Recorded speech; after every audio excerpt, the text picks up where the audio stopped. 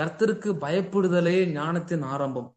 Fear of the Lord is the beginning of all knowledge. அதை நான் இப்படியாக நான் விசுவாசிக்கிறேன். Fear of the Lord is the beginning of all blessings, basement of all blessings. கர்த்தருக்கு பயப்படுதல் தான் ஆசீர்வாதத்திற்கான ஒரு அஸ்திபாரம். இன்னைக்கு நம்ம வாழ்க்கையில கர்த்தருக்கு நம்ம பயப்படுகிறோமா? அநேக முறை நம்ம மனுஷருக்கு பயப்படுவது உண்டு, சூழ்நிலைகளுக்கு பயப்படுவது உண்டு, சில சமயம் பிசாசுக்கு நம்ம பயப்படுவது உண்டு. ஆனா தேவனுக்கு மாத்திரம் நம்ம அநேக முறை பயப்படுவது இல்லை. நம்ம ஆண்டவர் தானே. இந்த அசட்டையினாலதான் இன்னைக்கு எழுப்புதல் இல்லை, தனிப்பட்ட வாழ்க்கையில் ஆசீர்வாதம் இல்லை. சபையில என்னைக்கு பயபக்தி குறைகிறதோ, நம்முடைய தனிப்பட்ட வாழ்க்கையில என்னைக்கு பயபக்தி குறைகிறதோ அதுதான் பின்மாற்றத்தின் ஆரம்பம். இன்னைக்கு நம்ம ஆவியை நம்ம பரிசோதித்து பார்க்கணும். ஆண்டவர் சொல்றாரு, உங்களை நீங்களே பரிசோதித்து பாருங்கள்.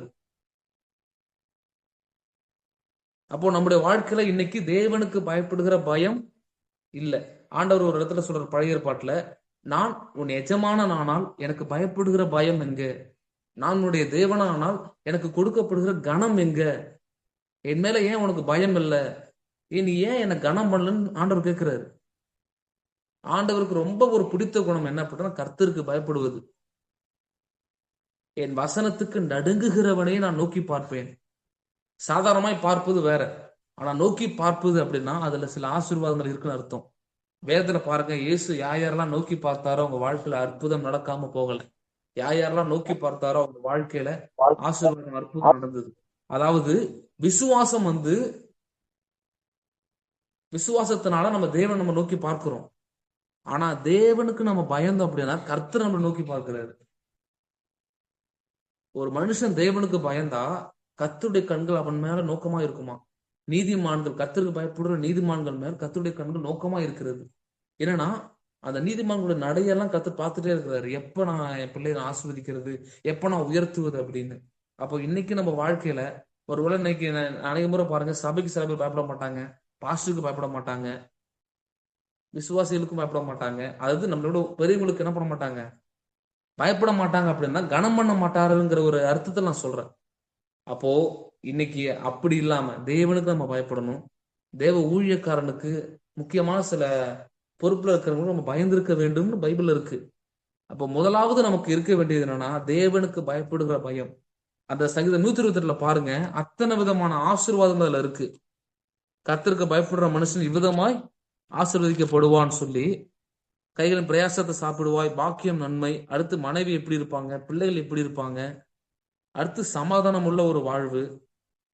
இந்த 128 சங்கீதம் பாத்தீங்கன்னா இஸ்ரவேலர் சிறையிருப்புல இருக்கிறாங்க. அப்ப அவங்க ரொம்ப ஆசீர்வதிக்கப்படல, சிறையிருப்புல இருக்கிறாங்க.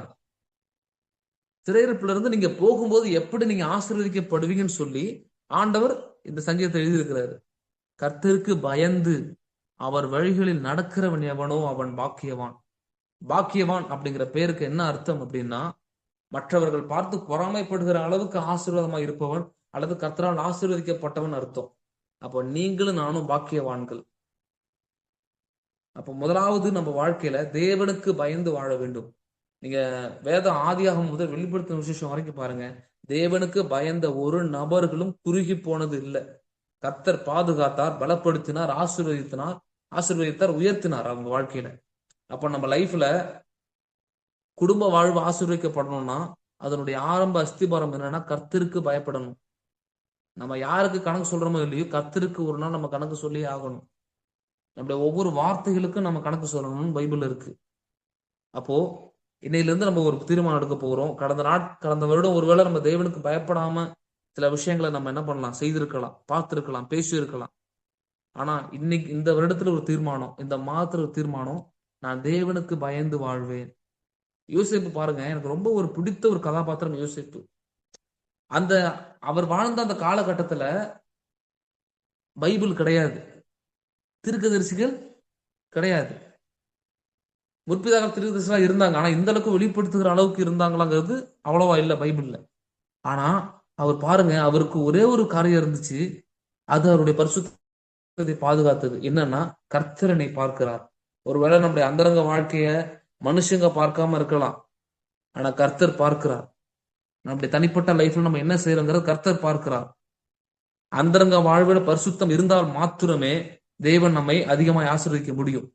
அப்போ நம்முடைய வாழ்க்கையில ஒரு தீர்மானம், நம்ம குடும்பம் ஆசீர்வதிக்கப்பட வேண்டுமானால், நம்முடைய ஊழியம் ஆசீர்வதிக்கப்பட வேண்டுமானால், நம்முடைய தனிப்பட்ட வாழ்வு ஆசீர்வதிக்கப்பட வேண்டுமானால், முதலாவது நமக்கு இருக்க வேண்டியது கர்த்தருக்கு பயப்படுகிற பயம்.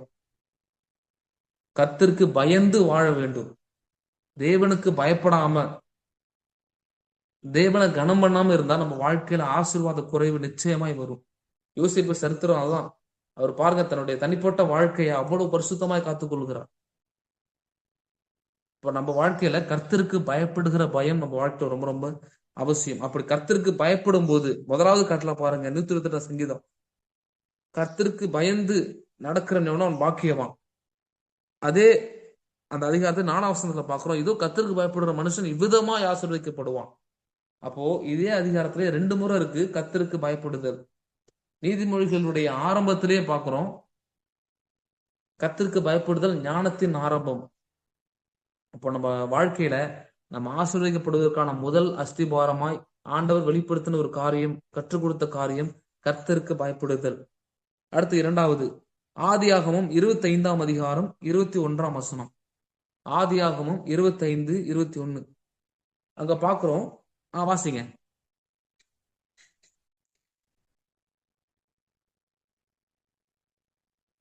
இந்த பகுதியில பாத்தீங்கன்னா, ஈசாக்கு மலடையா இருந்த ரெபேக்காளுக்காக ஜெபித்தார். ஜெபிக்கும் போது கர்த்தர் கேட்டு அவங்க வாழ்க்கையில கற்பத்தின் கனியை கர்த்தரை கொடுத்தார்.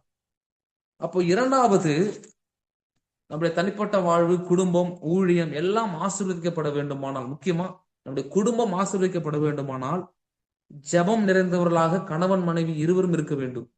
நம்ம வாழ்க்கையில ஜெபம் அதிகமாய் காணப்பட வேண்டும். முன்னாடி பரிசுத்தவான்கள் அநேகர் சொல்லுவாங்க, குடும்ப ஜெபம் இல்லாத வீடு கூரை இல்லாத வீடு அப்படின்னு. கூரை இல்லாத வீட்டுல பிரச்சனை தான். கூரை இல்லாத வீட்டுல சமாதானமா நம்ம இருக்க முடியுமா? கூரை இல்லாத வீடு பாதுகாப்பு கிடையாது. அதே போல ஜெபம் இல்லை என்றால் நம்முடைய வாழ்க்கையில பாதுகாப்பு, தேவனுடைய பாதுகாப்பு குறைந்திருக்குன்னு அர்த்தம். எல்லாவற்றுக்குமாக நம்ம ஜெபிக்கணும். அந்த எஸ்ரா நெகேமியா அந்த சிறையிருப்பின் காலத்துல பாத்தீங்கன்னா, அவங்க சிறையிருப்பிலிருந்து வெளிவரும்போது பொருட்களுக்காகவும் அந்த விலங்குகளுக்காகவும் அவங்க ஒவ்வொரு காரியத்திற்காகவும் அவங்க ஜெபத்தை ஏறெடுக்கிறாங்க. ஏன் சிறு காரியமானாலும் பெரிய காரியமானாலும் ஜெபத்துல வைக்கணும்னா, தேவன் இடைபடும் போது அது ஆசீர்வாதமாய் மாறும். நம்ம வாழ்க்கையில நம்ம தேவனை முன்னிட்டு நம்ம செய்கிற காரியங்கள் எல்லாமே அது ஆசீர்வாதமாய் மாறும். நம்முடைய ஜெபம் நம்முடைய ஆரம்பமா இருந்தால் ஜெயம் நம்முடைய முடிவா இருப்பது நிச்சயம். இன்னைக்கு அநேக முறை ஏன் நம்ம தோற்று போகிறோம்? குடும்ப வாழ்க்கையில அநேக முறை ஊழியத்துல நம்ம தோற்று போகிறோம், பிசினஸ்ல நம்ம தோற்று போகிறோம். அதாவது எப்பவாவது தோல்வி வருவது தவறல்ல, எப்பொழுதுமே ஒரு தோல்வியை சந்தித்து கொண்டிருக்கிறோம். எங்க போனாலும் ஒரு விரக்தி இருக்குன்னா நம்முடைய ஜெப வாழ்க்கையில வறட்சி இருக்குன்னு அர்த்தம். தாவீது வர வர விருத்தி அடைந்தான். அப்போ நம்ம வாழ்க்கையில சறுக்கல்கள் சில சமயம் வருவது தவறல்ல, ஆனா எப்பொழுதுமே ஒரு முன்னேற்றமே இல்லை. ஒரு சறுக்கல் இருக்கு, ஒரு பிரச்சனை இருக்கு, தொடர்ந்து ஒரு நெருக்கங்கள் இருக்கு, இந்த ஒரு காரியத்துல ஒரு மாற்றமே வரலன்னா அப்படின்னா நம்முடைய வாழ்க்கையில முதலாவது நம்ம சரி செய்ய வேண்டிய பகுதி என்னன்னா, கர்த்தருக்கு பயப்படுதல். இரண்டாவது ஜெபம், நம்முடைய ஜெப வாழ்க்கை. பிசாசு நம்முடைய ஜெப வாழ்க்கையில தான் மெயினா புரிய வைப்பான். ஒருவனுடைய ஜெப வாழ்க்கைய பிசாசு ஆளுகை செய்தால் அல்லது ஜெப வாழ்க்கையை கெடுத்து போட்டால் அவனுடைய முழு ஆளுகையும் பிசாசுக்கு வந்துடும். அதான் பாருங்க, இன்னைக்கு அநேக ஒரு வருத்தம் என்ன அப்படின்னா, நம்ம எல்லாருடைய வாழ்க்கையிலும் ஊழியம் ஒரு பக்கம் ஓடுறோம், வேலைன்னு ஒரு பக்கம் ஓடுறோம், படிப்புன்னு ஒரு பக்கம் ஓடுறோம், எல்லாவற்றையும் நம்ம ஓடுறோம். ஆனா எல்லாவற்றையும் தந்தவரை நம்ம விட்டுடுறோம். இது எல்லாமே வந்தது யாரால? கர்த்தரால தான் நமக்கு வந்தது. குடும்பம் கர்த்தர் தந்தது, ஊழியம் கர்த்தர் தந்தது, பிள்ளைகள் கர்த்தர் தந்தது, பிசினஸ் கர்த்தர் தந்தது, நம்முடைய ஜீவன் கர்த்தர் தந்தது. தேவனை நம்ம முன்னிறுத்தாம நம்ம மற்ற காரியங்களை நம்ம முன்னிறுத்தும் போது நம்ம வாழ்க்கையில விரக்தி, வறட்சி, சமாதானமின்மை, இன்னும் எக்கச்சக்கமான இன்னும் அநேக காரியங்கள் நம்ம வாழ்க்கையில வரும். அதனால இன்றைக்கு ஒரு தீர்மானம், தேவனை முதலாவது நம்ம வாழ்க்கையில என்ன பண்ணணும்? முன்னிறுத்தணும்.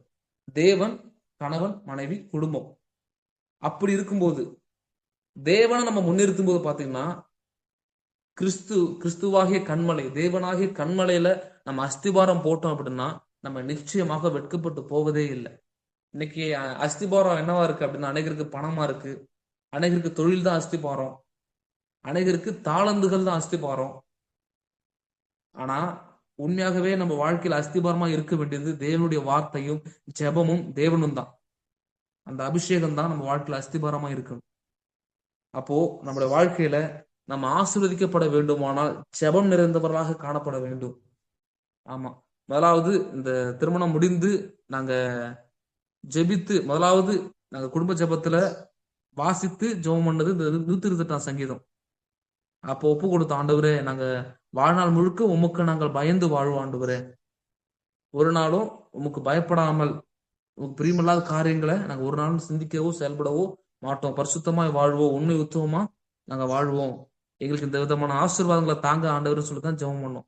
128 சங்கீதத்தை தான் என்னுடைய திருமணம் முடிந்து அன்றைக்கு இணைந்து ஜெபித்தது இந்த 128 சங்கீதம்.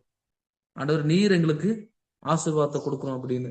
அப்போ நம்ம வாழ்க்கையில ஜெபம் ரொம்ப ரொம்ப அவசியம். இன்னைக்கு அநேக முறை நாங்க ஜெபிக்கும் போது, சில காரியங்களுக்காக ஜெபிக்கும் போது பாத்தீங்கன்னா ஆண்டவர் எல்லா காரியத்தை வாய்க்க பண்ணினார். நாட்கள்ல லேப்டாப்புக்காக ஜெபம் பண்ணேன், லேப்டாப் ஆண்டவர் கொடுத்தார். குடும்பத்துக்கு தேவையான, ஏன்னா இப்ப தனியா வாடகை வந்துட்டோம், இவ்வளவு காரியங்கள் இருக்கு அப்படிங்கிறப்ப எல்லா தேவைகள், ஒரு வீடு வாடகை எடுத்தா என்னென்ன தேவைப்படும் தெரியும் நம்ம எல்லாருக்குமே, எல்லா தேவையும் கர்த்தரே சந்தித்தார். மனுஷங்கிட்ட நாங்க போய் நிக்கல. அது போல திருமணமும் கிட்டத்தட்ட ஒரு 3.5 லட்சம் ஆச்சு கிட்டத்தட்ட. அந்த அந்த காரியத்தையும் கர்த்தரே வாய்க்க பண்ணினார். திருமண காரியங்கள், திருமண தேவைகள், இப்போ ஒவ்வொரு தனிப்பட்ட தேவைகள் எல்லாவற்றையும் கர்த்தரே என்ன பண்றாரு, ஆரம்பம் முதல் முடிவு வரைக்கும் அவரே நடத்த வல்லவராய் இருக்கிறார். நம்ம செய்ய வேண்டியதெல்லாம் முழுசா நம்ம என்ன பண்ணணும், ஜெபத்துல வைக்கணும். ஒவ்வொரு காரியத்திற்காகவும் ஜெபிக்கணும். ஒரு ஜெப குறிப்பு நோட்டை போட்டு என்ன பண்ணணும், ஒவ்வொரு காரியத்திற்காகவும் ஜெபிக்கணும். சில சமயம் ரொம்ப தாமதங்கள் ஆகலாம், ஆனா தாமதம் தரமாக இருக்கும். கிட்டத்தட்ட நான் ஆண்டவர்கிட்ட ஒரு 3 நாள் முன்னாடி நான் கேட்டேன், என்ன ஆண்டவரே, நான் இது வரைக்கும் நான் ஜெபித்து நான் அநேக காரணம் கொடுத்துருக்கீங்க, ஆனா ஒரு லேப்டாப் என் வாழ்க்கையில கொடுக்கவே இல்லையா ஆண்டவர்னு சொல்லி நான் ஜெபம் பண்ணியிருக்கிறேன். ஆண்டவர் இந்த ஒரு விஷயம் மட்டும் ஏன் தடா இருக்குது, பணம் இல்லாம இல்ல, சில சமயம் கொடுக்குறீங்க எல்லாம் ஓகே, ஆனா இந்த ஒரு காரியம் மட்டும் ஏன் ஆண்டவர் இவ்வளவு டிலே பண்றீங்கன்னு நான் நினைச்சது உண்டு.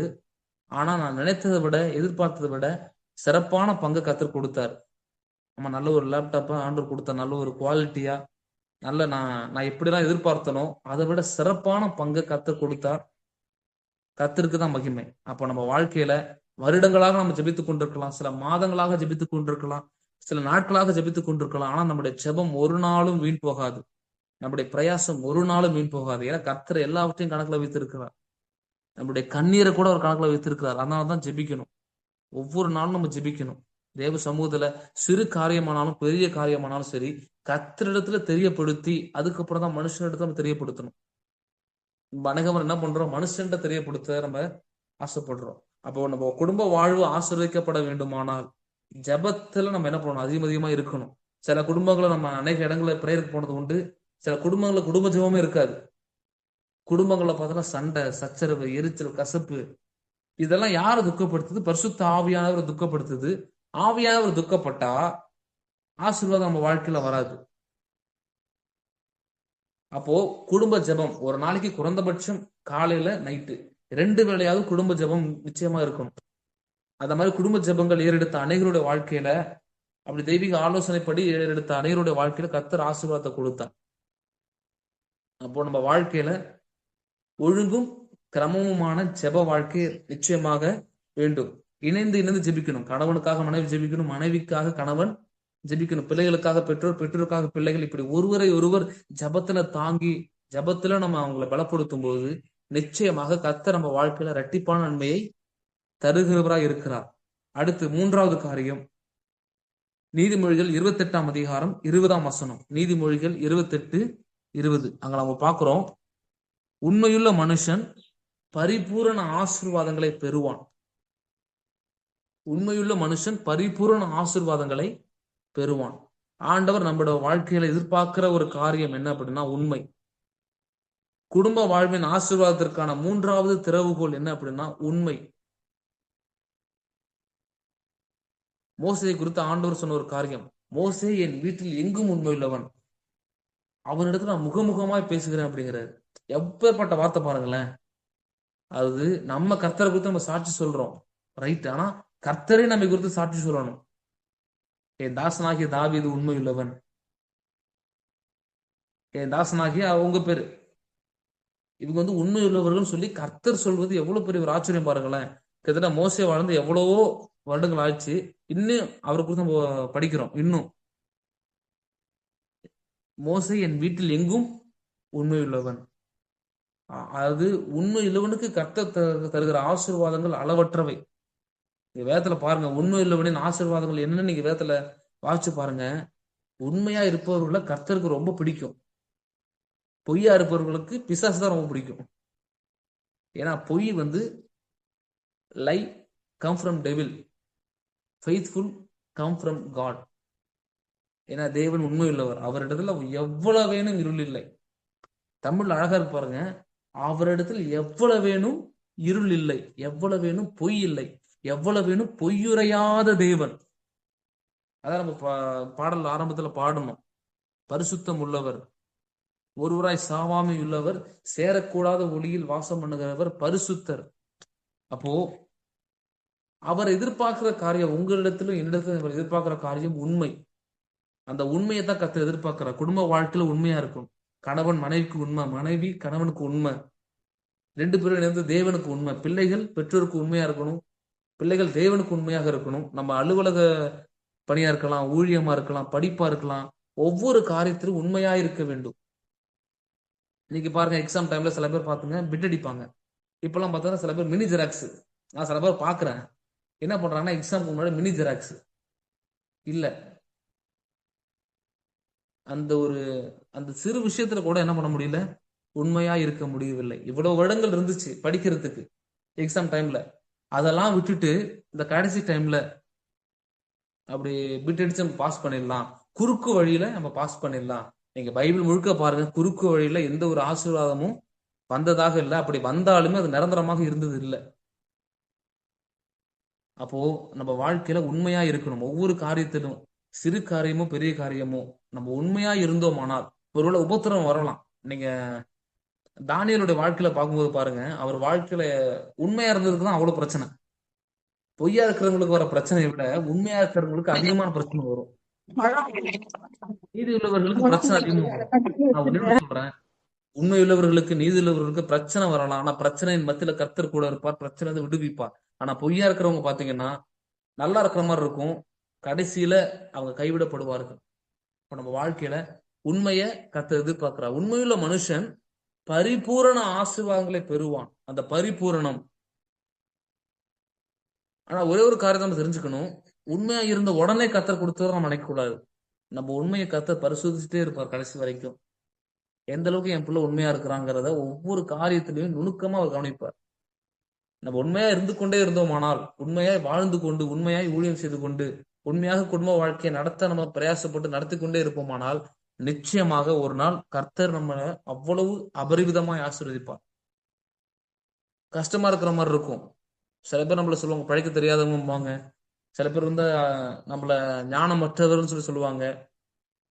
இயேசு பின்பற்றணும் நம்மள சில பேர் அணுகுமுறை நம்மள ஒதுக்குவாங்க.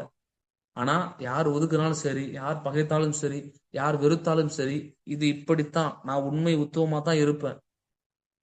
வளைந்து போகிறவன் அல்ல, ஒரு தேவனுடைய பிள்ளை கிறிஸ்தவன் வளைந்து போகிறவன் அல்ல, உலகத்தின் போக்குல அடித்து செல்லப்படுகிறவன் அல்ல, அவன் தேவனுக்காய் பிரித்திருக்கப்பட்டவன்.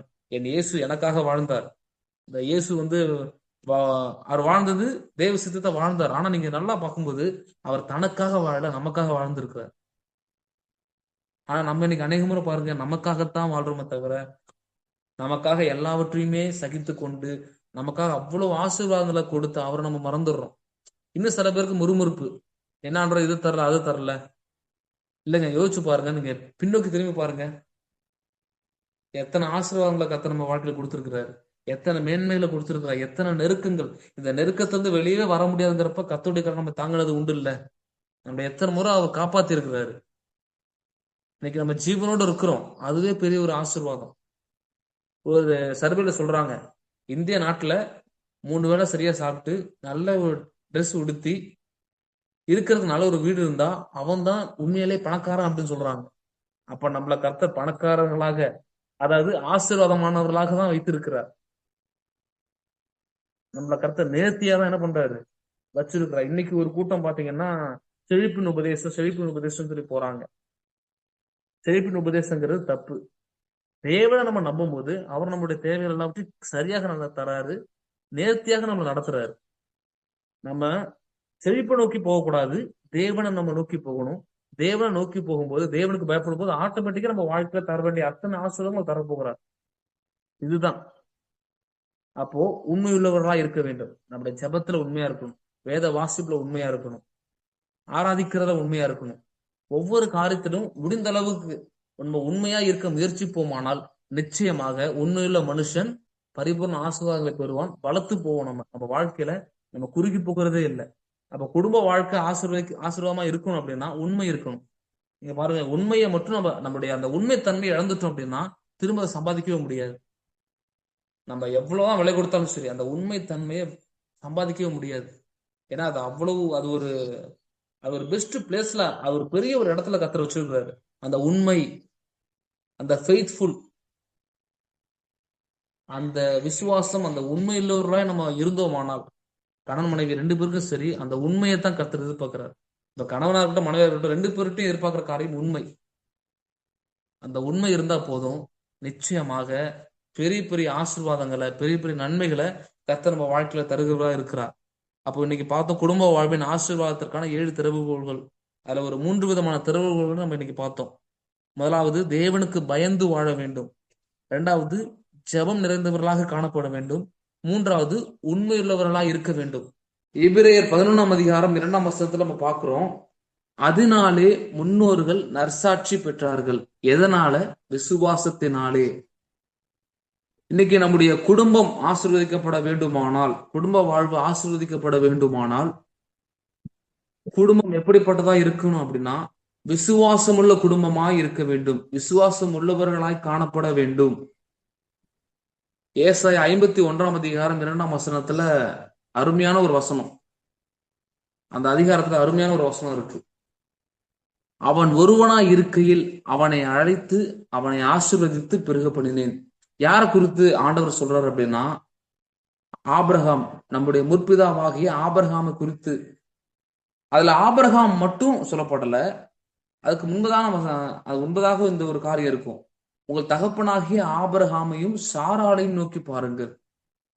அந்த ஆண்டவர் சொல்றாரு அந்த ஃபேமிலி நீ பாரு அப்படின்னு. ஆபிரகாம் சாராள், ஆபிரகாம் சாராள் அவங்களோட வாழ்க்கையை பாருங்க. ஆண்டவர் அழைத்த போது அவங்க கீழ்ப்படிந்து வந்ததுனால ஆண்டவர் அவர்கள் அழைத்த போது அவர்கள் அந்த வார்த்தைக்கு கீழ்ப்படிந்து நாங்கள் முழுவதுமாக தேவ சித்தத்துக்கு ஒப்பு கொடுத்து வந்ததுனால அழைத்த தேவன் என்ன பண்ணாராம்? ஆசீர்வதித்தார், பெருக பண்ணினார். இன்னைக்கு நம்முடைய குடும்பம் அழைக்கப்பட்டிருக்கிறது. இன்னைக்கு அநேக குடும்பங்கள் உண்டு. ஆனா அத்தனை குடும்பங்கள் மத்தியில தேவன் நம்மை தெரிந்தெடுத்ததற்கான ஒரு நோக்கம் என்ன அப்படின்னா நம்மை ஆசீர்வதித்து பெருக பண்ணுவார், அநேகருக்கு நம்மை ஆசீர்வாதமாய் மாற்றுவார். இந்த ஆபிரகாம் சாராள் இவங்க வாழ்க்கையை கர்த்தர் இடங்கொள்ளாமற் போக மட்டும் ஆசீர்வதித்ததற்கான காரணம் என்ன அப்படின்னா அவங்க வாழ்வில் காணப்பட்ட விசுவாசம். சாராளுக்குள்ள எடுத்தவொன்னு விசுவாசம் வரல, ஆபிரகாமின் விசுவாசம். முதலாவது ஆபிரகாம் அதனாலதான் இன்னைக்கு நம்ம சொல்றோம் ஆபிரகாம் விசுவாசத்திற்கு தகப்பன் அப்படின்னு சொல்லி. அப்போ விசுவாசம் அற்புதங்களின் வாய்க்கால். ஆண்டவருக்கு ஒரு பிடித்த ஒரு குணம் அப்படின்னு சொன்னா விசுவாசம். ஆண்டவருக்கு சுத்தமா பிடிக்காத ஒரு குணம் அப்படின்னு நம்ம எடுத்துக்கிட்டோம் அப்படின்னா அது அவிசுவாசம். விசுவாசம் அற்புதங்களின் வாய்க்கால். ஆனா அந்த அவிசுவாசம், சந்தேகம் என்ன அப்படின்னா அற்புதங்களுக்கான ஒரு எதிரி. இந்த யோவான் 11ஆம் அதிகாரத்துல நம்ம பாக்குறோம், மரியாள், மார்த்தாள், அந்த லாசரு, அந்த சம்பவம் நம்ம தெரியும் நல்லா. அவங்க வாழ்க்கையில ஆண்டவர் பெரிய ஒரு காரியம் செய்வதற்கு காணப்பட்ட ஒரு குணம் என்ன அப்படின்னா விசுவாசம். இன்னைக்கு நம்ம குடும்பத்தை கர்த்தர் ஆசீர்வதிக்க விரும்புகிறார். நம்ம குடும்பத்தினுடைய தேவைகள் எதுவா இருந்தாலும் சரி, சின்ன காரியமோ அல்லது பெரிய காரியமோ, கர்த்தருக்கு குடும்பம்னா ரொம்ப பிடிக்கும். குடும்பமாய் ஆராதிப்பது, குடும்பமாய் கர்த்தரை நேசிப்பது, குடும்பமாய் ஊழியம் செய்வது, அத தேவனுக்கு ரொம்ப ரொம்ப மிகவும் விருப்பமான ஒரு காரியம். அப்போ குடும்பம் எப்படி இருக்கணும்னா விசுவாசம் உள்ள குடும்பமா இருக்க வேண்டும். கணவன் மனைவியா இருக்கலாம், பிள்ளைகளா இருக்கலாம், எல்லாரும் யார பற்றும் விசுவாசத்தால நம்ம தைரியமா இருக்கிறோம்? கிறிஸ்துவை பற்றும் விசுவாசத்தினாலே நாம் நிலைத்திருக்கிறோம். அப்போ விசுவாசம் உள்ள குடும்பமா இருக்க வேண்டும். நீங்க பாருங்க, இன்னைக்கு அநேக முறை ஆண்டவர் அந்த புதிய ஏற்பாட்டுல அந்த சுவிசேஷங்கள ஒரு வார்த்தைய அழகா சொல்லியிருப்பாரு. மனுஷகுமாரன் வரும்போது விசுவாசத்தை காண்பாரோ. விசுவாசத்தை காண்பாரோ அப்படின்னா அந்த அளவுக்கு உலகம் எப்படி இருக்கும்? தேவனை விட்டு ரட்சிக்கப்பட்ட கூட்டம் கூட தேவனை மறந்து போயிருப்பாங்கங்கிற அளவுக்கு இருக்கும். இன்னைக்கு ஒரு விதமான ஒரு காரியம் நடந்து கொண்டிருக்கிறது. என்ன அப்படின்னா, சபைக்கு ஒரு கூட்ட மக்கள் உள்ள வர்றாங்க. முன்வாசல் வழியாக அநேக ஊழியக்காரர்களுடைய பிரயாசம், ஜெபம், அநேகருடைய ஜெபத்தின் மூலமாக, அந்த கொடுப்பதன் மூலமாக, பிரயாசப்படுவதன் மூலமாக அநேக ஊழியங்கள் புதிதாக தோன்றி தேவனுக்காக எழும்பி ஒரு கூட்டம் ரட்சிப்புக்குள்ளாக வந்து கொண்டிருக்கிறாங்க. அது உண்மை. ஆனா இன்னொரு கூட்டம் பின்வாசல் வழியாக பின்மாற்றத்துக்கு நேராக போய் கொண்டிருக்கிறாங்க. அப்போ இப்படிப்பட்ட ஒரு காலகட்டத்தில் நம்ம வாழ்ந்து கொண்டிருக்கிறோம். அநேகர் விசுவாசத்தை மறுதளிக்கக்கூடிய ஒரு காலத்தில் நம்ம வாழ்ந்து கொண்டிருக்கிறோம். அப்போ இந்த காலகட்டத்துல நம்முடைய குடும்பம் எப்படிப்பட்டதா இருக்கணும் அப்படின்னா, விசுவாசமுள்ள குடும்பமா இருக்க வேண்டும். நம்ம எல்லாருமே புறஜாதி சபை தான். நம்ம யூதர்கள் அல்ல, நம்ம புறஜாதிகள். இந்த புறஜாதி சபைக்கான ஒரு அஸ்திபாரமாக இருந்தவர் யாருன்னா கொர்நேலியா. இந்த கொர்நேலியா சாதாரணமான ஒரு மனிதன் அல்ல. 100க்கு அதிபதி. அதாவது 100க்கு அதிபதி அப்படின்னா ஒரு சிப்பாயை விட 5 மடங்கு சம்பளம் பெறுகிறவர் தான் இந்த கொர்நேலியா. பலவிதமான பொறுப்புகள் அவருடைய வாழ்க்கையில இருந்தது.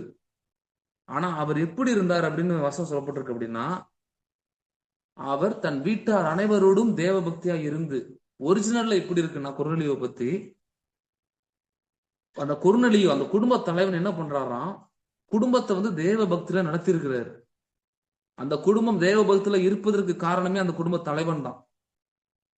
எப்படி ஒரு பழைய ஏற்பாட்டுல ஒரு தகப்பன், இப்ப ஆபிரகாம் இருக்காரு, ஆபிரகாம் தான் பலியிட்டு என்ன பண்ணுவாரு, குடும்பத்தை விசுவாசத்துக்குள்ள நடத்துவாரு. அதே போல புதிய ஏற்பாட்டுல ஆவிக்குரிய பிரகாரமாக குடும்ப தலைவன் ரொம்ப ரொம்ப அதிகமா ஜெபத்துல இருக்கணும். குடும்ப தலைவி என்ன பண்ணணும், புத்தி உள்ளவர்களாக இருக்கணும். இணைந்து இணைந்து தேவ சமூகத்துல ஜெபிக்கணும். விசுவாசம் உள்ளவர்களாய் காணப்பட வேண்டும். குடும்பங்கள் ஆசீர்வதிக்கப்பட வேண்டும் அப்படின்னா குடும்பத்துல தேவையற்ற சண்டைகள், சச்சரவுகள், பிரிவினைகள், வாக்குவாதங்கள் எல்லாம் இருக்கவே கூடாது. குடும்பத்துல ஜெப சத்தம் கேட்கப்பட வேண்டும். தேவனுடைய வார்த்தையின் சத்தம் கேட்கப்பட வேண்டும். ஆராதனையின் சத்தம் கேட்கப்பட வேண்டும். அடுத்து குடும்பமாக ஊழியம் செய்யணும். அப்படி இருக்கும்போது யார் யார் விசுவாசத்துல உறுதியா இருக்கிறார்களோ கர்த்தர் அந்த உறுதியா இருப்பவர்களை தான் கர்த்தர் அதிகமாக ஆசீர்வதித்து இருக்கிறார். விசுவாசத்துல நம்ம பலவீனமாக இருக்கவே கூடாது. அப்போ எந்த அளவுக்கு தேவ சமூகத்தில் ஜெபிக்கிறோமோ, தேவனோட வார்த்தை கேட்கிறோமோ, சபை ஆராதனைக்கு வருகிறோமோ, இந்த மாதிரி சில சிறப்பு கூட்டங்கள், சில நல்ல போதனைகள், யூடியூப்ல நிறைய மெசேஜ் இருக்கு. ஆனா உண்மையாகவே சிறந்த ஒரு ஆவிக்குரிய சரியான உபதேசங்களை நம்ம கேட்கணும். ஏன்னா நிறைய காரியங்கள் யூடியூப்ல வருது. நம்ம தான் என்ன பண்ணணும், தெளிவாக தெரிந்து கொள்ளக்கூடிய ஞானத்தோடு கூட, அந்த டிசைன்மெண்ட் சொல்லுவாங்க, ஆவிகளை பகுத்தறிகிற வரத்தோடு கூட நம்ம எந்த செய்தி கேட்கிறோங்களோ ரொம்ப கவனமா இருக்கணும். அதை ஆண்டவர் சொல்றாரு, நீங்கள் கேட்கிறதை குறித்து கவனியுங்கள், நீங்கள் கேட்கிறதை குறித்து எச்சரிக்கையா இருங்கள். நம்முடைய செவிகள்ல எந்த வார்த்தை உள்ள போகுது, எந்த போதனை உள்ள போகிறது, யார் பேசுறாங்கிறத குறித்து ஒரு கவனம் நமக்கு ரொம்ப ரொம்ப அவசியம். அப்போ குடும்ப வாழ்வின் ஆசீர்வாதத்திற்கான ஒரு 4வது திறவுகோல் என்ன அப்படின்னா, விசுவாசம் உள்ளவர்களா நம்ம காணப்பட வேண்டும். இந்த கொர்நேலியா பாருங்க, தன்னுடைய குடும்பத்தையே தேவபக்தியில நடத்திருக்கிறாரு. அப்படி நடத்தப்பட்டதுனாலதான் இன்னைக்கு புறஜாதி சபை, இன்னைக்கு நம்மளாம் புறஜாதி சபை. அப்போ நம்ம மூலமாக சபை கட்டப்பட வேண்டும், நம்முடைய குடும்பம் கட்டப்பட வேண்டும், நம்ம மூலமாக அநேகர் ஆசீர்வதிக்கப்படணும் அப்படின்னா நம்முடைய குடும்பம் விசுவாசமுள்ள குடும்பமாக, தேவ பக்தியுள்ள குடும்பமாக வளரணும். ஆண்டவருக்கு ரொம்ப பிடித்த ஒரு காரியம் எதுக்காக ஆண்டவர் குடும்பத்தை ஏற்படுத்துறாருன்னு பழைய பாட்டுல இருக்கு. பக்தியுள்ள சந்ததியை பெரும்படித்தான் ஆண்டவர் குடும்பத்தை ஏற்படுத்தி இருக்கிறார். பக்தியுள்ள சந்ததியை. அப்போ விசுவாசம் உள்ள குடும்பமாய் நாம் காணப்பட வேண்டும். அடுத்து 5வது காரியம், மத்தேயு 23ஆம் அதிகாரம் 12ஆம் வசனம், யாக்கோபு 4:6. இந்த 2 வசனங்கள் நம்ம பார்க்கும்போது ஆண்டவர் சொல்றாரு, தன்னைத்தான் தாழ்த்துகிறவன் எவனும் உயர்த்தப்படுவான், தன்னைத்தான் உயர்த்துகிறவன் எவனும் தாழ்த்தப்படுவான். யாக்கோபு 4:6 பார்க்கிறோம், தாழ்மை உள்ளவர்களுக்கோ கர்த்தர் கிருபை அளிக்கிறார். குடும்ப வாழ்வு ஆசீர்வதிக்கப்பட வேண்டுமானால் தாழ்மை உள்ளவர்களா இருக்க வேண்டும். தாழ்மை ரொம்ப ரொம்ப அவசியம். யார் அதிகமாக ஆசீர்வதிக்கப்படுவாங்க, எந்த குடும்பம் அதிகமாக உயர்த்தப்படும் அப்படின்னா, தாழ்மையுள்ள குடும்பத்தை தான் கர்த்தர் என்ன பண்றாரு, அதிகமாக ஆசீர்வதிக்கிறார். நொறுங்குண்டு பணிந்த ஆவியுள்ளவர்களுக்கு நான் வாசம் பண்ணுகிறேன்னு சொல்லி ஆண்டவர் சொல்றாரு. வசனத்தில் தெளிவா சொல்லப்பட்டிருக்கு, நொறுங்குண்டு பணிந்த ஆவியுள்ளவர்களிடத்தில். அப்போ நம்முடைய ஆவியை நம்ம அடிக்கடி செக் பண்ணணும். நமக்குள்ள தாழ்மையின் ஆவி இருக்கா? இயேசுவின் ஆவி எப்படிப்பட்ட ஆவி? அவர் தாழ்மையுள்ளவராய், அவர் மிகுந்த தாழ்மையுள்ளவராய் இருந்தார். எல்லா விதமான கிருபைகள் உண்டு, எல்லா விதமான ஆசீர்வாதங்கள் உண்டு. அவர் சொன்னா போதும், காற்றை பார்த்து கடலை பார்த்து இறையாதே அமைதலா இருன்னா அது அப்படியே நடக்கும். ஆனா அப்படிப்பட்ட சர்வ வளமுள்ள தேவனை பாருங்க, அவர் தாழ்மையின் சுரூபமா இருந்தார். அப்போ நமக்குள்ள தாழ்மை காணப்பட வேண்டும். இன்னைக்கு அநேக குடும்பங்கள் உடைக்கப்படுவதற்கு அதிகமாக நான் கேள்விப்படுகிற காரியம் என்ன அப்படின்னா, ஈகோ, நான் என்கிற எண்ணம். உலகத்தின் முதல் பாவம் பெருமை. உலகத்தின் முதல் பாவம் அப்படின்னா பெருமைதான். பிசாசு முதல் பாவி பிசாசு தான். தேவனுக்கு விரோதமாக அவன் இதயத்துல என்ன பண்றான், பெருமையான ஒரு எண்ணம். அந்த நான், அந்த ஐ வில், இங்கிலீஷ் பைபிள் அழகா இருக்கும், ஐ வில், நான் வானத்துக்கு ஏறுவேன். அந்த டாமினேட்டிங் ஸ்பிரிட் குடும்பத்துல இருந்து அப்படின்னா, நான் சொல்றதை நீ கேளுன்னு என்னைக்கு அந்த ஒரு வார்த்தை உள்ள வருதோ அன்னைக்கு குடும்பத்துல பிரிவினை வந்துடும். அதான் ஆண்டவர் சொல்றாரு, ஒருவருக்கொருவர் ஒருவரை கவனித்து, ஒருவரை தாங்கி, ஒருவரை அந்த ஒருவருக்கொருவர் செய்ய வேண்டிய காரியங்கள்னு சொல்லி பார்த்தா பைபிள்ல ஏகப்பட்ட காரியங்கள் இருக்கு. நிருபங்கள்ல நீங்க வாசிச்சு பார்த்தா ஒருவருக்கொருவர் செய்ய வேண்டிய காரியங்கள், ஒருவருக்கொருவர் செய்யக்கூடாத காரியங்கள் சொல்லி ஒரு 2 விதமான பட்டியல் இருக்கு. அப்போ நமக்குள்ள ஈகோ இருக்கக்கூடாது. தேவ பிள்ளைகளுக்குள்ள ஈகோ இருக்கவே கூடாது. தேவ பிள்ளைகளுக்குள்ள இருக்கக்கூடிய ஒரு குணம் என்னன்னா, சகோதரா இருக்கணும், ஈகோ இருக்கக்கூடாது. அந்த சகோதர ஸ்நேகத்தான் இருக்க வேண்டுமே தவிர ஈகோ இருக்கக்கூடாது. நீங்க அநேக முறை அநேக குடும்பங்கள்ல பாருங்க, அந்த டாமினேட்டிங் ஸ்பிரிட் தான் குடும்பத்துடைய சமாதானத்தை கெடுக்குது, குடும்பத்துல பல பிரச்சனைகளை வரவழைக்கிறது. அதனால ஒருவரை விட்டு கொடுத்து வாழ்ந்தா, இந்த உலகத்தானே சொல்றான் பாருங்க, விட்டு கொடுத்து போனா விட்டு போவது இல்லை. அப்போ தாழ்மை உள்ளவர்களாய் நம்ம காணப்பட வேண்டும். இன்னைக்கு அநேக காரியங்கள் பார்க்கும்போது இன்னைக்கு இயற்கையாகவே நேச்சுரலா பார்க்கும்போது எல்லாருக்குமே ஒரு விதமான பெருமைகள் இருக்கு. குடும்ப பெருமை, படிப்பு பெருமை, என்ன சொல்ல போனா எக்ஸ்ட்ரா பல விதமான பெருமைகள் இருக்கு. அந்த பெருமையான எண்ணத்தினாலதான் இன்னைக்கு குடும்ப வாழ்வு ஸ்திரப்படவில்லை. எந்த விதமான பெருமைகளா இருக்கலாம், ஆனா குடும்ப வாழ்வு ஆசீர்வதிக்கப்பட வேண்டும். கர்த்தர் நம்மளை நோக்கி பார்க்கணும். தாழ்மை உள்ளவனையோ கர்த்தர் நோக்கி பார்க்கிறார். நொறுங்குண்டு பணிந்து என் வசனத்துக்கு நடுங்குகிறவனை நான் நோக்கி பார்ப்பேன். யார் யார் வசனத்துக்கு நடுங்குவாங்க, யார் தேவனுக்கு பிரியமா வாழ்வாங்கன்னா தாழ்மை உள்ளவர்கள். ஓ, நம்ம எந்த அளவுக்கு தேவ சமூகத்துல நம்ம தாழ்த்துகிறோமோ, எந்த அளவுக்கு நம்முடைய முழங்கால்களை முடக்கி தேவ சமூகத்துல நம்ம தாழ்த்தி கிடக்கிறோமோ, அந்த அளவுக்கு கர்த்தர் நமக்கு கிருபைகளை கொடுப்பார். அதே மாதிரி பைபிள் காலேஜ்ல டீச் பண்ணும்போது ஸ்டூடெண்ட்ஸ்க்கு நான் ஃபர்ஸ்ட் சொல்லுகிற காரியம், when you say I am nothing, God will give you everything அப்படின்ப. நம்ம என்னைக்கு நான் ஒன்றுமில்ல ஆண்டவரே, I am nothing அப்படி யார் சொல்றாங்களோ அவங்க வாழ்க்கையில கர்த்தர் அனைத்து விதமான ஆசீர்வாதங்களை கொடுப்பார். இல்ல எனக்கு எல்லாமே தெரியும், எனக்கு எல்லாமே வேதத்துல எல்லாமே எனக்கு தெரியும், என்ன மாதிரி ஜெபிக்க முடியாது, என்ன மாதிரி பரிசுத்தமா வாழ முடியாதுன்னு நீ நினைச்ச அப்படின்னா கண்டிப்பாக உன்னால 3 வருஷம் இல்ல 3.5 வருஷம் இல்ல 300 வருஷம் நீ உட்காந்து பைபிள் படிச்சாலும் ஒரு பிரயோஜனமும் இல்லை அப்படின்பா. ஏன்னா ஆண்டவர் யாருக்கு கற்றுக் கொடுக்கிறார்? ஏசாயா 50ஆம் அதிகாரத்துல இருக்கு, தாழ்மை உள்ளவர்களுக்கு தான் கர்த்தரை கற்றுக் கொடுப்பார். தாழ்மை உள்ளவன்ட்டு தான் கர்த்தர் பேசுவார். தாழ்மை உள்ளவனை தான் கர்த்தர் ஆசீர்வதிப்பார். தாழ்மை உள்ளவனை தான் கர்த்தர் உயர்த்தி உயர்ந்த அடைக்கலத்துல வைப்பார். தாழ்மை உள்ளவனை தான் கர்த்தர் பாதுகாப்பார். அப்போ நம்முடைய குடும்பம் ஆசீர்வதிக்கப்பட, பாதுகாக்கப்பட, பலப்பட, இன்னும் அதிகமாக உயர்த்தப்பட நமக்கு மிகுந்த தாழ்மை அவசியம். கர்த்தர் நம்மளை உயர்த்த உயர்த்த நமக்கு தாழ்மை ரொம்ப ரொம்ப அவசியம். அதனால தாழ்மையுள்ள குடும்பமா நம்ம இருக்க வேண்டும். 5வது திறவுகோல், குடும்ப வாழ்வுல ஆசீர்வதிக்கப்படுவதற்கான 5வது திறவுகோல் என்ன அப்படின்னா தாழ்மை. அடுத்து 6வதாக நீதிமொழிகள் 14ஆம் அதிகாரம் 1ஆம் வசனம். நீதிமொழிகள் 14:1. வீடு ஞானத்தினாலே கட்டப்பட்டு விவேகத்தினாலே நிலைநிறுத்தப்படும். இந்த நீதிமொழிகள் 14:1 பார்க்கிறோம். புத்தியுள்ள ஸ்திரீ தன் வீட்டை கட்டுகிறாள். ஞானம் உள்ளவர்கள், இந்த புத்தி ஆங்கிலத்தில் எப்படி இருக்குன்னா விஸ்டம், வைஸ், அதாவது ஞானம் உள்ளவர்களாய் இருக்க வேண்டும். குடும்ப வாழ்வு கட்டப்பட வேண்டும், குடும்ப வாழ்வு ஆசீர்வதிக்கப்பட வேண்டுமானால் ஞானம் உள்ளவர்களாய் நாம் இருக்க வேண்டும். சில பேர் இந்த வசனத்துல சொல்லப்பட்டிருக்குல்ல பாஸ்டர், புத்தியுள்ள ஸ்திரீ தன் வீட்டை கட்டுகிறாள், அப்போ மனைவிதான் ரொம்ப புத்தியா இருக்கணும், ரொம்ப ஞானமா இருக்குன்னு சொல்லுவாங்க. அது உண்மை. ஆனா அதே போல கணவனும் ரொம்ப புத்தி உள்ளவர்களா இருக்க வேண்டும், ஞானம் உள்ளவர்களா இருக்க வேண்டும்.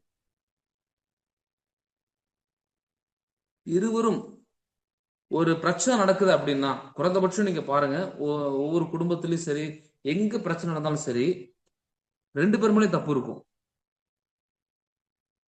ஆனா உலகத்தார் என்ன சொல்லுவாங்க, இவங்க மேலதான் தப்புன்னு சொல்லி ஒரு சார்பா இருப்பாங்க. ஆனா நல்லா நம்ம கவனித்து பார்க்கும்போது 2 பேர் மேலேயும் தப்பு இருக்கும். கடந்த நாட்கள்ல அருமையான ஒரு ஐயாவையும் ஒரு அம்மாவையும் பார்த்தேன். அவங்க, அந்த அம்மா பாத்தீங்கன்னா அவரை பத்தி நிறைய குறை சொல்றாங்க, அந்த ஐயா பாத்தீங்கன்னா அவங்கள பத்தி குறை சொல்றாங்க. நான் என்ன சொல்லிட்டேன் அப்படின்னா, ஃபர்ஸ்ட் வந்து ஐயா உங்க மேல தப்பு இல்லை அப்படின்னு, உங்க மேல தப்பு இல்லை அப்படின்னு. அந்த அம்மா வந்து ரொம்ப கோவமாயிட்டாங்க.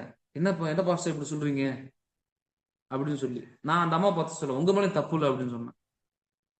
அப்ப பாஸ்டருக்கு ஒரு மாதிரி, என்ன இப்படி பேசினாரு, இப்படி 2 பேருமே ஒரு மாதிரி யோசிக்க ஆரம்பிச்சிட்டாங்க. அப்ப சொன்னேன், உங்க மேலேயும் தப்பு இல்லை, இவங்க மேலேயும் தப்பு இல்லை, ஆனா 2 பேர் மேலேயும் தப்பு அப்படின்னு.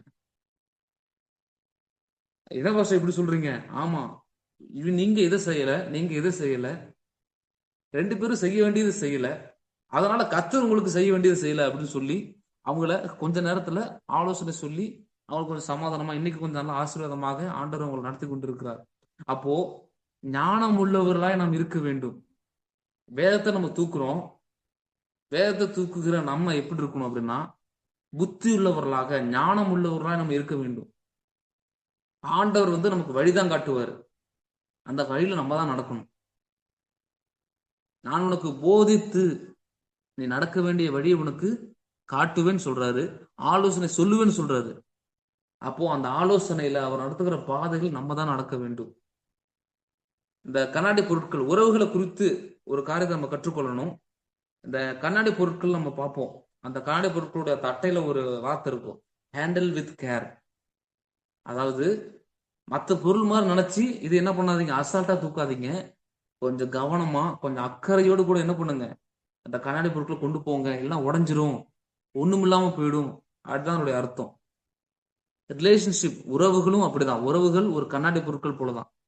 ஹேண்டில் வித் கேர், கவனமாக, அக்கறையாக, ஞானமாக என்ன பண்ணணும், நம்ம உறவுகளை நம்ம வழி நடத்தணும். இல்லை அப்படின்னா அவங்க உடஞ்சிருவாங்க. கண்ணாடி பொருட்கள் எப்படி உடஞ்ச உடனே ஒன்றுமே பிரயோஜனம் இல்லாம போகுதோ, அதே போல உறவுகளை ஒரு டைம் நம்ம உடைச்சிட்டோம் அப்படின்னா, ஒரு தடவை நம்பிக்கை உடைச்சிட்டோம், ஒரு தடவை நம்ம அன்பை உடைச்சிட்டோம் அப்படின்னா, திரும்ப கட்டுவது என்பது சாதாரண காரியம் அல்ல. ஆண்டவர் மன்னிக்க சொல்லியிருக்கிற பைபிள்ல 7 பேர் மன்னிக்கணும், எல்லாமே நமக்கு தெரியும். ஆனா ஒரு குறிப்பிட்ட காலத்துக்கு அப்புறம் நம்ம உடைத்து கொண்டே இருந்தோமானால் நிச்சயமாக குடும்ப வாழ்வு கட்டப்படவே கட்டப்படாது. அதனால ஒருவேளை கடந்த வருடங்கள் முழுவதும் ஒருவேளை நம்ம கவனம் இல்லாம சில உறவுகள் நம்ம என்ன பண்ணோம், உடைச்சிருப்போம், கவனம் இல்லாம பேசியிருப்போம், ஒரு வார்த்தை விட்டுருப்போம். அப்போ நம்ம தான் என்ன பண்ணணும், உறவுகளை நம்ம சரி செய்யணும். ஏன்னா உறவுகள் ரொம்ப ரொம்ப அவசியம். இந்த புத்தியுள்ளவர்கள், நீங்க வேதம் முழுக்க பார்க்கும்போது புத்தியுள்ளவர்கள் புத்தி இல்லாதவர்கள் 2 குழுவா ஜனங்களை பிரிக்கலாம். புத்தியுள்ளவர்கள் புத்தி இல்லாதவர்கள். பவுல் சொல்றாரு, புத்தி இல்லாத கலாத்தியரே. ஆண்டவர் ஒரு ஓமையில சொல்றாரு, புத்தியுள்ள கன்னிகைகள் புத்தி இல்லாத கன்னிகைகள். லூக்கா 24 பார்க்கிறோம், புத்தி இல்லாத மந்த இருதயம் உள்ளவர்களே. யாரை பார்த்து சொல்ற? சீசர்களை பார்த்து சொல்றாரு. அப்போ நாம புத்தி உள்ளவர்களாய் வாழ வேண்டும் என்று தேவன் விரும்புகிறார். யார் ஞானம் உள்ளவன்? ஞானம் உள்ளவனுடைய ஒரு தனித்துவமான ஒரு அடையாளம் என்ன அப்படின்னா, அவங்க ரொம்ப அன்பா இருப்பாங்க. ஞானம் உள்ளவர்கள் நம்ம ஈஸியா கண்டுபிடிக்கலாம். என்ன அப்படின்னா, ரொம்ப அவங்க அன்புள்ளவர்களா இருப்பாங்க. புரிந்து கொள்ளுதலின் திறன் அவங்கள்ட்ட அதிகமா இருக்கும். அப்போ நீங்களும் நானும் எப்படி இருக்கணும்னா, ஞானம் உள்ளவர்களா இருக்க வேண்டும். புத்தியுள்ள ஸ்திரீ தன் வீட்டை கட்டுகிறான்னு நீதிமொழிகள் 14:1 இருக்கு. இன்னொரு வசனத்துல சொல்லப்பட்டிருக்கு, வீடு ஞானத்தினாலே கட்டப்படும். நம்முடைய வீடு, நம்முடைய குடும்பம் கட்டப்பட வேண்டும், அது ஸ்ட்ராங் ஆயிடணும், ஆசீர்வாதமாய் மாறணும் அப்படின்னா நாம் ஞானம் உள்ளவர்களாய் கவனம் உள்ளவர்களாய் இருக்க வேண்டும். இந்த ஞானத்துக்கு நான் 2 விதமான காரியத்தை சொல்லுவேன். முதலாவது என்னன்னா, அன்புள்ளவர்களா இருப்பாங்க. ரெண்டாவது கவனம் உள்ளவர்களா இருப்பாங்க. ஞானத்துடைய ஒரு 2 காரியம் என்ன அப்படின்னா, அன்புள்ளவர்களா இருப்பது, கவனம் உள்ளவர்களா இருப்பது. குடும்ப வாழ்வு ஆசீர்வதிக்கப்பட வேண்டும் அப்படின்னா அன்புள்ளவர்களா இருக்க வேண்டும், கவனம் உள்ளவர்களா இருக்க வேண்டும். எபேசியர்ல கணவன் மனைவி எப்படி இருக்க வேண்டும் சொல்லி ஒரு அதிகாரத்துல சபையை பற்றி இருக்கும், கணவன் மனைவி பற்றி இருக்கும். அதுல கணவன் மனைவியிடத்தில் அன்பு கூற வேண்டும், மனைவி கணவனுக்கு எந்த காரியத்திலையும் கீழ்ப்படிய வேண்டும். கணவன் அன்பு கூற வேண்டும், ஏன்னா அன்பைத்தான் மனைவிகள் எதிர்பார்ப்பாங்க. மனைவியிடத்துல கணவன் எதிர்பார்க்கிற ஒரு காரியம் என்ன அப்படின்னா கீழ்ப்படிதல். அப்போ இது நம்ம இந்த தேவனுடைய வார்த்தைக்கு நம்ம என்ன வேணா காரணம் சொல்லலாம், ஆனா பைபிள்ல சொல்லப்பட்ட வார்த்தைக்கு நம்ம கீழ்ப்படியும் போதுதான் நமக்கு ஆசீர்வாதம். அப்போ ஒருவருக்கு ஒருவர் கீழ்ப்படிந்து, ஒருவரை ஒருவர் நேசித்து கனம் பண்ணி. ஆமா, அந்த திருமண டைம்ல ஒரு காரியம் இருக்கு பாத்தீங்களா, மரணம் வரையிலும் எதுவா இருந்தாலும் என்ன பண்ணுவோம், நான் கடைசி வரைக்கும் கனம் பண்ணுவேன், காப்பாற்றுன்னு சொல்லி அந்த அறிக்கைய கடைசி வரைக்கும் என்ன பண்ணணும், அது உடன்படிக்கை. அந்த உடன்படிக்கையை நம்ம மனதை நினைத்து அதன்படி நம்ம வாழ வேண்டும். அப்போ ஞானம் உள்ளவர்களாய் நாம் வாழ வேண்டும். அடுத்து கடைசியாக நீதிமொழிகள் 24 அதிகாரம் 3 வசனம். நீதிமொழிகள் 24 அதிகாரம் 3 வசனம். வீடு ஞானத்தினாலே கட்டப்பட்டு விவேகத்தினாலே நிலைநிறுத்தப்படும். முக்கியமான ஒரு வார்த்தை என்ன அப்படின்னா, விவேகத்தினாலே. நம்முடைய குடும்ப வாழ்வு ஆசீர்வதிக்கப்பட வேண்டுமானால் கடைசியான ஒரு 7வது திறவுகோல் என்ன அப்படின்னா, விவேகம் உள்ளவர்களா இருக்க வேண்டும். நான் அதை யோசிச்சது உண்டு. என்னன்னா, ஞானமும் ஒன்றுதான், புத்தியும் ஒண்ணுதான், விவேகமும் ஒண்ணுதானே நான் யோசிச்சது உண்டு. ஆனா அதுல கொஞ்சம் ஒரு நூலிழை அளவுக்கு ஒரு டிஸ்டன்ஸ், ஒரு இடைவெளி இருக்கு. அநேக மொழிபெயர்ப்புகள்ல இந்த விவேகம் அப்படிங்கிற வார்த்தைக்கு என்ன அப்படி இருக்குன்னா, அண்டர்ஸ்டாண்டிங், புரிந்து கொள்ளுதல் திறன். ஒரு இடத்துல உணர்திறன், அந்த டிஸ்வர்னிங், பகுத்தறிதல் அப்படின்னு இருக்கு. குடும்ப வாழ்வு ஆசீர்வதிக்கப்பட வேண்டுமானால் ஒருவரை ஒருவர் புரிந்து கொண்டு வாழ வேண்டும். அந்த அண்டர்ஸ்டாண்டிங் கெப்பாசிட்டி நமக்கு ரொம்ப ரொம்ப அவசியம். புரிந்து கொள்ளுதல் இருந்தா பிரிவுகள் இல்லை. புரிதல் இல்லாத வாழ்க்கை பிரிதல் தான் முடியும். அப்போ புரிதல் உள்ளவர்களாய் வாழ வேண்டும். விவேகத்துடைய ஆப்போசிட் என்ன? வேகம். குடும்ப வாழ்க்கை ஆசீர்வதிக்கப்பட வேகம் முக்கியம் அல்ல, விவேகம் தான் ரொம்ப ரொம்ப முக்கியம். விவேகமா என்ன பண்ணணும்? இந்த விவேகத்தை குறித்து கிட்டத்தட்ட ஒரு குறைந்தபட்சம் ஒரு 60 வசனங்களுக்கு மேல இருக்கும் பைபிள்ல. விவேக நன்மை பெறுவான், விவேகத்துடனே காரியத்தை நடப்பிக்கிறவன் கர்த்தரிடத்தில் பலன் பெறுவான் இருக்கு. அப்போ குடும்ப வாழ்வை நடத்த வேண்டுமானால் விவேகம் உள்ளவர்களா இருக்க வேண்டும். ஏன்னா கணவன் மனைவியா இருக்கலாம், பிள்ளைகளா இருக்கலாம், ஒவ்வொருத்தரும் நம்ம பிறந்தது ஒரு சூழ்நிலையா இருக்கும், வளர்ந்தது ஒரு சூழ்நிலை, நம்ம பார்க்கிற மக்கள் ஒரு குறிப்பிட்ட சூழ்நிலையில் மத்தியில இருக்கிறாங்க. அப்போ பாரம்பரியம், இந்த மாதிரி சில காரியங்களா என்ன பண்றாங்க, ஒருவருக்கொருவர் வித்தியாசம் உள்ளவர்களாக தான் இருப்பாங்க. நம்ம எதிர்பார்த்தது போலதான் இவங்க இருப்பாங்க நம்ம நினைச்சோம்னா, நம்ம போல பரிதபிக்கக்கூடியவர்கள் யாருமே இல்லை. ஒவ்வொருத்தருக்கும் ஒரு காரியம் பிடிக்கும், ஒவ்வொருத்தருக்கும் டிஃப்ரெண்டான டேஸ்ட் இருக்கும், டிஃப்ரெண்டா பிரச்சனை ஹேண்டில் பண்ணுவாங்க. அப்போ ஏற்றுக்கொள்ள மனதுள்ளவர்களா நம்ம வாழ வேண்டும். குடும்ப வாழ்வு என்னைக்கு ஒரு ஸ்ட்ராங்கா, உறுதியாக, வலிமையுள்ளதாக, பலமுள்ளதாய் மாறும் அப்படின்னா விவேகம் உள்ளவர்களாய் நாம் நடக்க வேண்டும். வேகமா என்ன பண்ற முடியாது, காரியத்தை நடப்பிக்கிறதுனாலயோ அல்லது கோபப்படுவதனாலயோ அல்லது அந்த டாமினேட்டிங் அந்த பிரஷர் கொடுக்கறதுனாலயே குடும்ப வாழ்வு கட்டப்படாது. ஆண்டவர் எந்த குடும்பத்தை கர்த்தர் அதிகமா ஆசீர்வதிப்பார்னா, விவேகம் உள்ள குடும்பம். விவேகம் உள்ளவர்களுக்கு தான் வார்த்தையே வெளிப்படுது. பவுல் பிரயாணத்துல, அந்த மிஷனரி பிரயாணத்துல போகும்போது, செர்கியு பவுல் அப்படிங்கிற ஒரு மனுஷனுக்கு, அவர் ஒரு உயர்ந்த பதவியில் இருக்கிறாரு. விவேகமுள்ள மனுஷனுக்கு பவுல் ஆலோசனை, தேவனுடைய வார்த்தை கொடுத்துட்டு இருக்கிறாரு.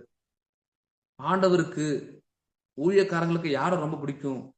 கர்த்தருக்கு யார ரொம்ப பிடிக்கும்னா, விவேகம் உள்ளவர்களாய் வாழ வேண்டும். அப்போ நம்ம வாழ்க்கையில விவேகம் உள்ளவர்களாய் இருக்க வேண்டும்.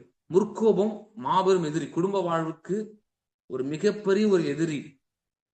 முற்றிலுமா நம்முடைய குடும்ப சமாதானத்தை கெடுக்கக்கூடிய ஒரு எதிரி என்ன அப்படின்னா அந்த முற்கோபம். முற்கோபம் நமக்கு வரவே கூடாது. மூடனுக்கு கோபம் தகும். நம்ம ரொம்ப கோபப்படுறோம் அப்படின்னா நம்ம ஞானமற்றவர்களாக, முட்டாளா நம்ம வாழ்ந்து கொண்டிருக்கோம்னு அர்த்தம் பைபிள் இருக்கு. கோபப்பட வேண்டிய விஷயத்துக்கு கோபப்படலாம். எல்லா விஷயத்துக்குமே கோபப்பட்டு இருந்தோம் அப்படின்னா நம்ம கொஞ்சம் நம்முடைய ஆவிக்குரிய ஜீவத்தை சரிப்படுத்த வேண்டும். அப்போ குடும்ப வாழ்வு வலிமை உள்ளதாக, பலம் உள்ளதாக, ஆசீர்வாதம் உள்ளதாக, ஆசீர்வாதமானதாக மாறணும் அப்படின்னா விவேகம் உள்ளவர்களாக இருக்க வேண்டும். விவேகம் உள்ளவர்களாக, கர்த்தருக்கு காத்திருக்கிறவர்களாக, பொறுமை உள்ளவர்களாக, அன்புள்ளவர்களாக, ஆவின் கனிகள் நிறைந்தவர்களாக நாம காணப்படுவோம். ஆனால் நிச்சயமாக கர்த்தர் நம்மை ஆசீர்வதிப்பார். கர்த்தர் பெரிய காரியங்களை நம்ம வாழ்க்கையில செய்வார். ஏன்னா நம்ம ஆசீர்வதிக்கப்பட மட்டும் அழைக்கப்பட்டவர்கள் அல்ல, ஆசீர்வாதமா இருக்கும்படிக்கு அழைக்கப்பட்டவர்கள். எனவே அதை உணர்ந்து நம்ம இதுவரைக்கும் ஒருவேளை விவேகம் இல்லாம, புரிந்து கொள்ளாம, நம்ம ஆராய்ந்து பார்க்கும்போது ஏதோ சில காரியங்களால தான் அவங்க என்ன பண்ணுவாங்க, பேசியிருப்பாங்க. ஏதோ சில கொஞ்ச நேரம் நம்ம மனம் விட்டு பேசினாலே, ஒரு பிரதர் சொன்னாரு, பாஸ்டர் மனம் விட்டு பேசினா பிரச்சனை போகும்னு சொன்னாங்க. ஆனா மனம் விட்டு பேசுனதுக்கு அப்புறம் தான் பிரச்சனையே அதிகமா ஸ்டார்ட் ஆகுது அப்படின்னு. அதாவது எல்லாருமே அப்படிப்பட்டவர்கள் அல்ல. குறைந்தபட்சம் நம்ம பேசும்போதே நிச்சயமாக காரியங்கள் வெளிப்படும். என்ன பிரச்சனை, என்ன அதுக்கான சொல்யூஷன் எல்லாமே வெளிப்படும். அப்போ புரிந்து கொண்டு வாழ வேண்டும்.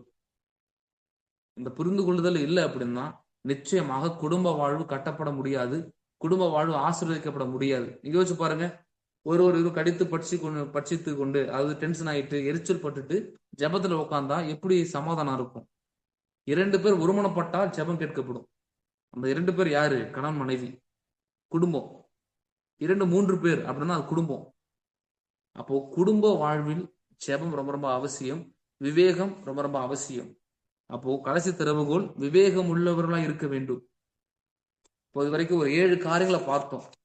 குடும்ப வாழ்வின் ஆசீர்வாதத்திற்கான 7 திறவுகோள்கள். இதை தனிப்பட்ட வாழ்க்கையில நம்ம என்ன பண்ண முடியும்? நம்ம கீழ்ப்படிந்தோமானால் பெரிய ஆசீர்வாதங்களை பார்க்க முடியும். முதலாவது, தேவனுக்கு பயந்து வாழ வேண்டும்.